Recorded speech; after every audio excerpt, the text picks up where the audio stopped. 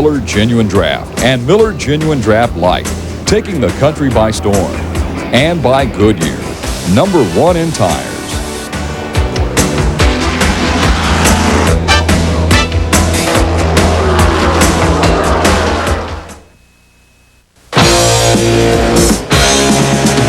Guess who just got back today? Them wild-eyed boys that have been away. The boys are back in town, boys are back in town. The Miller Genuine Draft Rusty Wallace stock car is back in town. So you better hold on. Spread the word around. Guess who's back in town?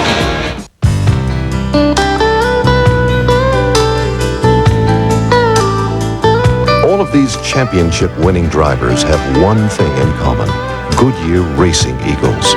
The race-winning technology that's found in the Goodyear Racing Eagles can also be found in the world's best-selling line of high-performance street tires, Goodyear Eagle Street Radials. The champions know, and it's why we say the best tires in the world have Goodyear written all over them. Introducing Ford's newest car. It doesn't have a sticker price. There's no choice of colors.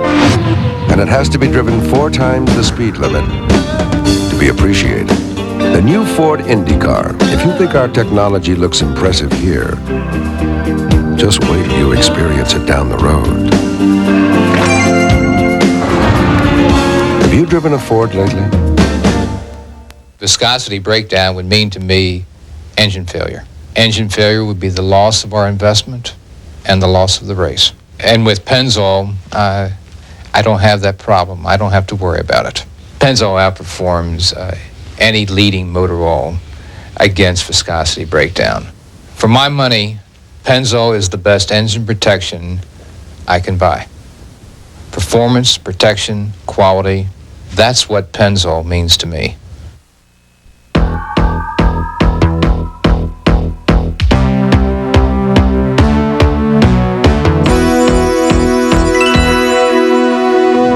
The sun was shining for the Food City 500 on Sunday, but it was cold. The drivers didn't get nearly as much practice as they would like to have had before this race started because of the rain on Saturday. And with the new pavement, there was a lot of unknowns going into the race. But for some, they hit it right, others didn't. For more on that and other news and the highlights of the Food City 500, here's Randy. Ned, when the cars rolled onto the track on Friday to qualify, the drivers nor the crew members realized how important those 2 laps around the Bristol International Raceway would be. Alan Kwiecki broke Mark Martin's track record with a lap of over 122 miles per hour. Likewise for Brett Bodine, the outside pole sitter, and Rusty Wallace, who would place in 3rd starting spot. Now for Jimmy Spencer, on the other hand, he did not get in a good qualifying lap and did not have a provisional. He was 33rd quickest. Travis Carter had to load the Food City Chevrolet onto the trailer and take it home. Now, all of practice and second round qualifying was rained out on Saturday. The Winston Cup stars never got onto the racetrack, so that left some speculation as to what these teams would do to the chassis setup of these race cars, because this was the first time this season so far that these cars were here on bias ply tires. In news after the Food City 500, it was learned that Chad Little has been released as driver of the Trop Arctic 66 Fords owned by Cale Yarborough. Expected to replace him at North Wilkesboro, Bobby Hillen. Today's Winston Cup highlights are brought to you by Ford and your Ford dealer. Have you driven a Ford lately? The Food City 500 was the first short track race of the season for the Winston Cup Tour. And before a record crowd of 62,000, Alan Kwiecki paced the pack of 32 for the first 95 laps, 20 of which were run under caution. The first of 10 yellow flags flew when Sterling Marlin crashed coming off of turn 2, taking the king with him. Richard, after starting 14th, parked his Pontiac but would later return to finish 27th. 2 laps after going green, Bill Elliott experienced the first of many problems on the afternoon. This one when Kyle Petty and he got together in turn 1, ending Bill's win streak at 4. Dale Earnhardt, after failing to lead a lap in the first 5 Winston Cup races, got to the front and took the lead from Kwiecki on lap 96. But Allen jumped back out front just 3 laps later and led the hard-charging Davey Allison, who was busy holding off both Darrell Waltrip and Brett Bodine. The 5th and 6th cautions on the afternoon were flagged when Greg Sachs and Ted Musgrave tangled in turn 2. Then Bobby Hamilton had a solo spin in turn 3 on lap 156. The next 96 circuits were run under green, with the lead being swapped by Allison, the only driver to lead all 6 races in 1992, and Darrell Waltrip, who looked poised to pick up his first checkered flag of the year. Likewise for Brett Bodine, who had his second straight solid run in the Quaker State Ford. But all 3 had possible wins fall by the wayside just laps later. Davey Allison was black flagged for having his right side tires over the line during a pit stop on lap 270. Harry Gant, who had worked his way into second place, had an oil pump break, sending him to the garage area on lap 277. On lap 282, Davey Allison was working his way back to the front, but an oil line broke going into turn 3. Waltrip barreled into him. Allison came down the track with his Ford fuming before coming to rest in the turn 4 infield. With these cars out of the equation, Kawicki continued to perch his Hooters Ford out front, with Dale Earnhardt holding down second with his best run of the year. But with only 65 laps left, Earnhardt got gobbled up by the turn 2 wall, bringing out the 10th and final yellow flag. The race resumed with Dale Jarrett out of the pits first and in the lead. The first-year team of car owner Joe Gibbs was hoping to get the coach his first win since the Super Bowl. But the Bristol Bowl was not to be for driver Dale Jarrett and company. Dale held off several charges by Kawicki over the final 64 laps. Then on lap 474, Kawicki completed the pass, and from there on in ran a fly pattern to the finish, picking up 22,800 from winning from the pole. Jarrett hung on for second, followed by Ken Schrader, the only other car on the lead lap. That's got to be the strongest race I've ever run, start to finish, in Winston Cup Racing. Everything just went good. The Hooters Thunderbird ran good, and the crew did a good job. And we were there at the end in one piece, and that's what I wanted to do. I always said if we could just be there intact in the last 50 laps, we'd have a good shot, and we pulled it off today.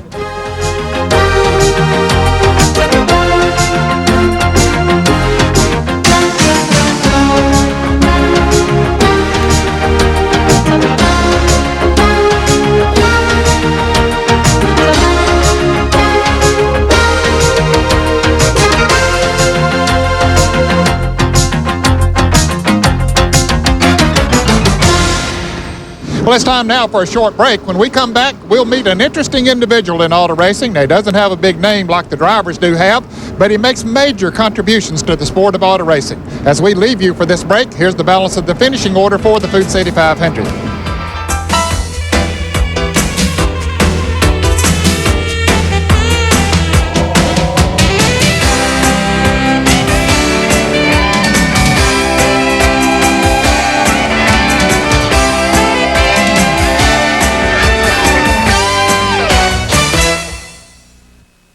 Stay tuned to find out how you can receive a free bottle of the exciting new Color Car Polish Color Match.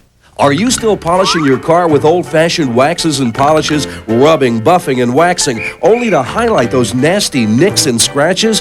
Well, now you can throw them all away. Introducing Color Match, the acrylic sealant that actually matches your car's original color. Now you can use Color Match to cover all those minor nicks and scratches with a protective shine that lasts for 1 full year guaranteed. Watch how it works. First, we'll damage this car's paint. Ouch, that's damage. Now watch as we apply the Color Match system. Look how easily it goes on. Now watch how these nicks and scratches disappear. Now you see them, now you don't. Even dull, faded finishes are brought back to the car's original color with an acrylic finish. Color Match even restores and protects your car's finish from the damaging rays of the sun and punishing effects of Mother Nature without leaving those ugly swirl marks. Color Match really works. And it's so easy to use.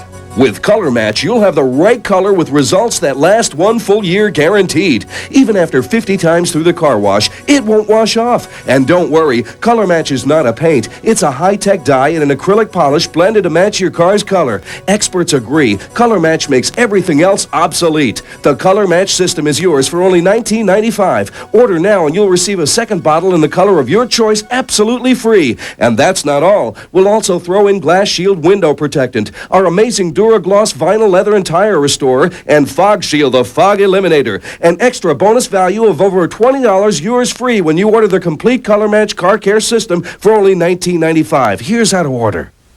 Call 1-800-858-8181 or send check or money order for $19.95 plus $4.95 shipping and handling to Color Match, 300 McCann Street, Nashville, Tennessee. Or call 1-800-858-8181. Saturday, live on TNN Motorsports. It's the rain delay makeup running of the Mountain Dew 500, and your fave BGN drivers will be there.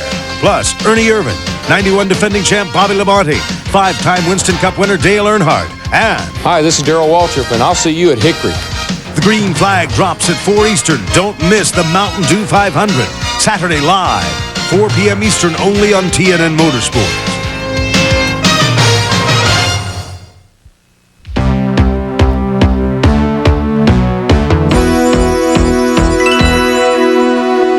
Nelson Crozier is not a household name. He's not a driver, but everyone in the pit area and the garage area knows who he is because he helps just about everyone that's involved in this sport. He wears a lot of different hats, can do a lot of different things. He's a very talented individual, and he does help a lot of people in this sport. So let's meet this special man.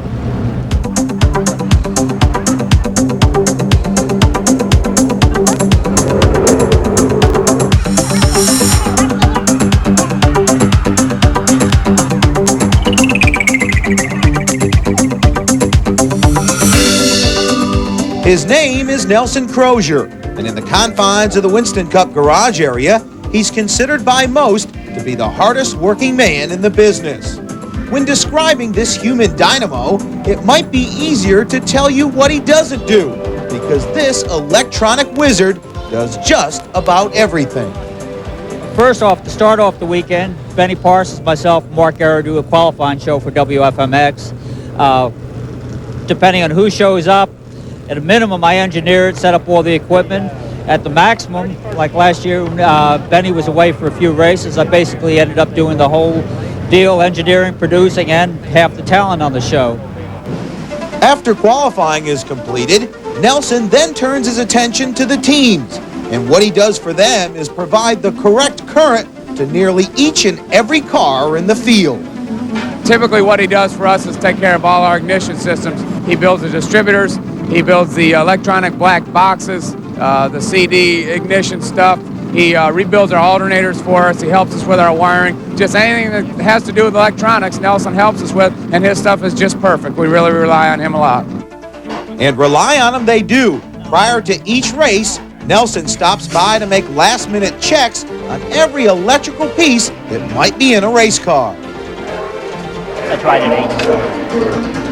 Crozier has his own company, Nelson Specialties Incorporated. And for the past several years, his high-energy business has sparked almost every winner on the Winston Cup circuit. Now, about 85% of the teams use some of our products. Get teams like Bud Moore, they use our ignition coils, boxes, modified distributors, wiring harnesses. We make harnesses for them where they can switch from one ignition box to the other. Rusty Wallace has a harness where he can switch ignition boxes, pick up coils from the distributor, and ignition coils, all from the driver's compartment. Nelson can wear as many as a dozen hats in a race weekend, from delivery man to electrical engineer. He even finds time to help out NASCAR in a pinch. Then the Winston Cup Mobile Information Board, if they have a problem, I've went ahead and made the remote control for that where they can operate it from the press box. Have to make sure all that's set up, working properly. Do a certain amount of stuff with NASCAR for the scoring system. Normally have to bring them a new disc each week from their software person. Make sure that gets delivered. Do frequency coordination for NASCAR in case any of the race teams have a problem with radio or TV, or even with the hot dog vendor, which is becoming more and more of a problem. Nelson has designed a fuel mileage program for the crews to use during the race. His latest design is a brand of new distributor, no doubt soon to be used by every team in the sport. And when the green flag gets ready to fall on a Winston Cup race, where's Nelson? He's working with television. Where else? Right, with ESPN, I'm pit coordinator with Jerry Punch and Benny Parsons, which means I'm sort of like a shadow in reverse. I'm telling them where to go, why we're going there. If there's a prop that needs to be procured, like say a tire has a cut in it or anything unusual, I procure the part so that the TV audience can see what's really happened. Nelson is our Mr. Wizard. He can do it all. Nelson can fix RF packs, microwaves, microphones. He can eavesdrop on anyone at any time, which is a little bit scary, of course. But if you want to know what some team is doing, Nelson can find out via scanners. His car looks like something out of a James Bond movie. If you've ever ridden with Nelson anywhere, he can flip little switches and all kinds of little things. No machine guns, but everything else comes out. He is an unbelievable individual, and he's basically my right arm. To Nelson, no one job is more important than another. He gets a charge out of everything he does. And to use a quote from former driver Neil Bonnet, Nelson is more connected than the CIA. He's definitely wired for sound. With the engines running in the garage area, there's no way that you can hear the PA system. This way I can always hear what's going on. So rather than paging me over the PA, they just call me on the radio. And I have two-way communication through the same radio with just about all the PR people and Anheuser-Busch, all the sponsor people. So I can, if there's a problem, I can get hold of them immediately. But don't get the wrong idea. If at your next Winston Cup race you have a problem with your radio, don't call Nelson. He's got enough to do. We hope you enjoyed this story on one special person in racing, Nelson Crozier. There are lots of them, too, and we hope to have more stories as time goes by on those that helped to make NASCAR Winston Cup Racing so successful. We need to take a short break. Still to come are highlights of the Budweiser 250 Busch Grand National race from here at Bristol. Stay with us. The wet weather was certainly a factor at Bristol, postponing the start of the Budweiser 250 and delaying the inevitable. Nothing could keep Harry Gant from victory lane, his second BGN win of the season. We'll have the highlights coming up next.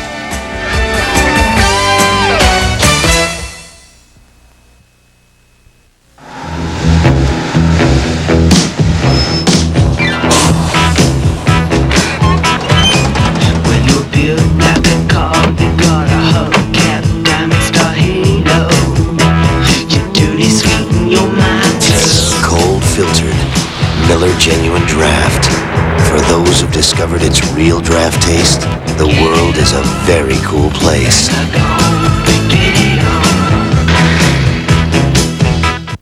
Today, performance cars come in a variety of designs, sizes, and even prices.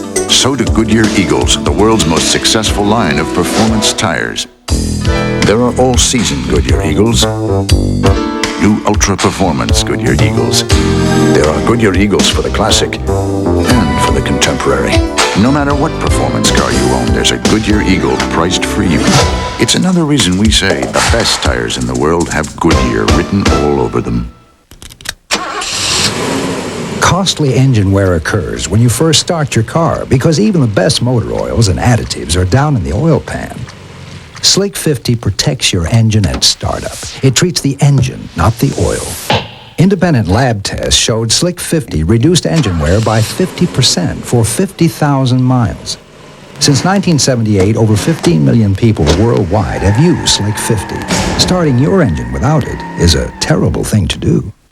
Stand by for Be a Star. See tomorrow's superstars today on Be a Star. Weeknights at 7:30 Eastern on TNN. Thursday night, Nashville Now hosts a real Southern-style salute to the great state of Tennessee.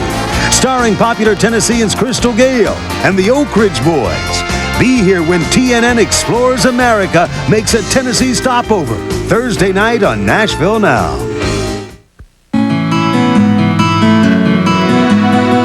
This is TNN, the Nashville Network.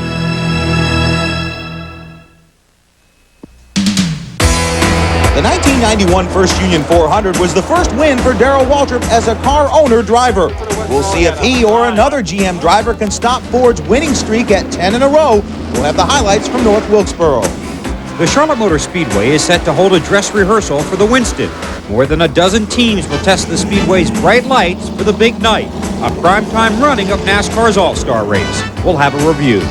Just 4 races into the 1991 season, Dick Trickle was released from the Cale Yarborough Motorsports ride. Now after a top 5 finish with Raymock in the Daytona 500, Trickle has found a home with Stavola Brothers Racing. He's already registered more top 10s than the team has secured in the last 2 seasons. We'll talk to Dick Trickle about his turned-around career. And now you can catch us on Saturday afternoon at 3:30. The Busch Grand National race, the Budweiser 250 here at the Bristol International Raceway, was somewhat of a story of tires. Hoosier brought a radial tire here, where Goodyear had the bi-sply tires, and the radials certainly seemed to have the advantage, at least in qualifying. Ned, Butch Miller picked up his first pole of the year here. Butch, congratulations. You did it on Hoosier tires. Is there any concern about tire wear here today? No, not tire wear at all. Our tires are excellent. You know, even after 30 or 40 laps on them, they look like they're brand new. The only thing we're a little bit concerned about is maybe tire temperature. And even that I'm not real worried about because we didn't show a lot in that 30 laps. Miller led the march off pit road for the first test of Bristol's new pavement.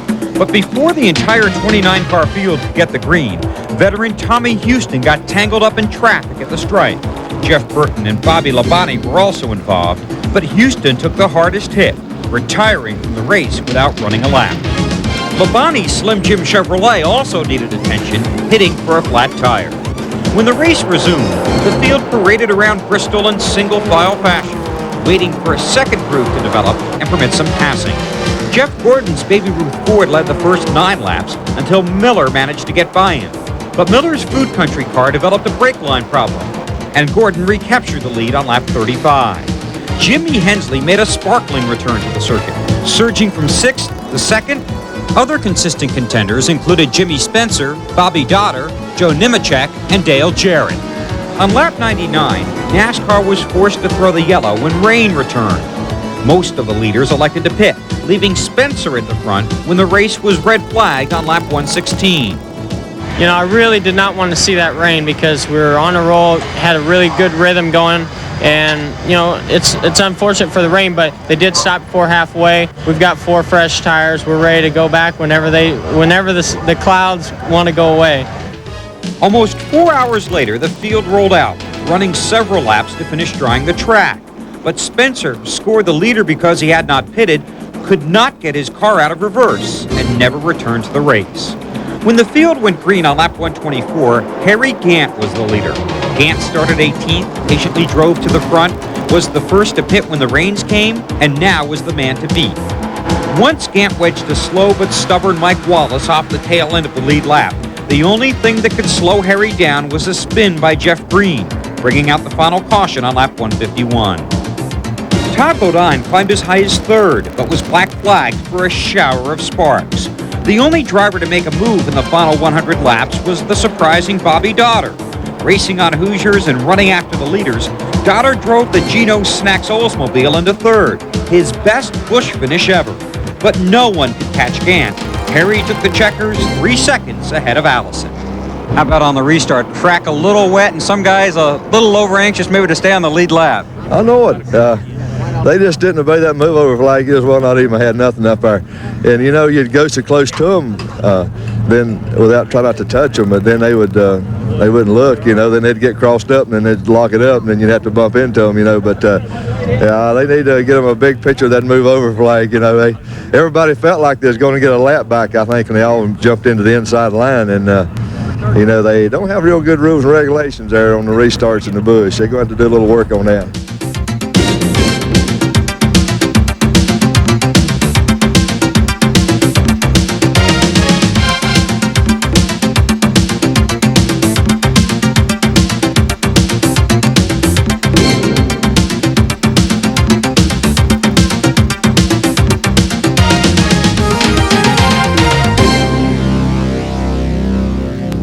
Today's mailbox is brought to you by Miller Genuine Draft.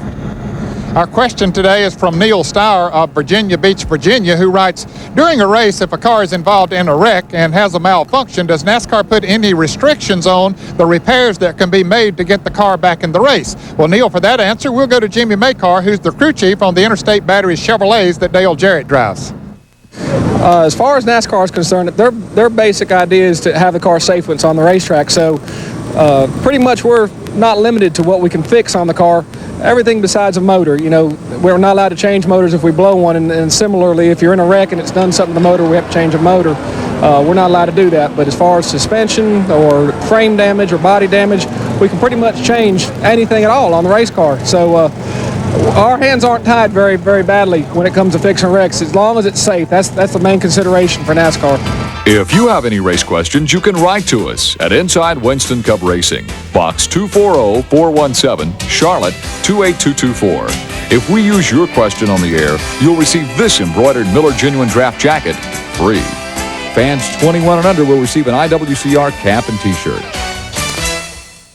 Well, our time's up for today. Hope you enjoyed the show. Before we leave, we want to pass along our condolences and prayers to the Allison family. Pop Allison passed away on the week leading up to the Bristol race. Of course, he was the father of Bobby and Donnie Allison, grandfather of Davey Allison. Our prayers and best wishes to the family. We'll see you here next week on TNN for more on Inside Winston Cup Racing.